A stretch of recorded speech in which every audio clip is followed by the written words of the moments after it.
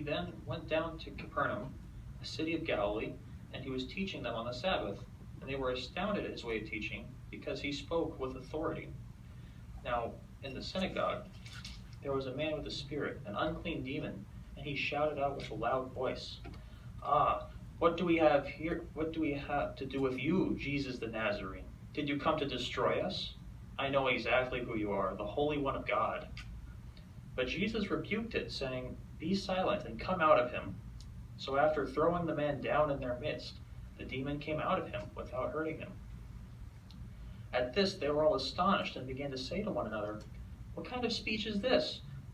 For with authority and power he orders the unclean spirits, and out they come."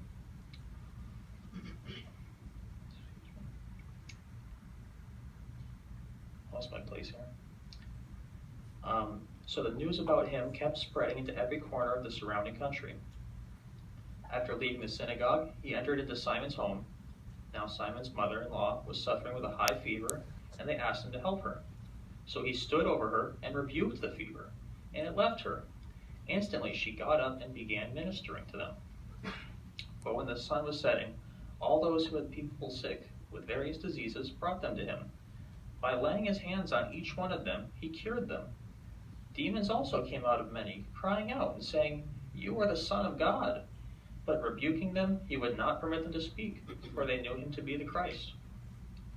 However, at daybreak he departed and went to an isolated place.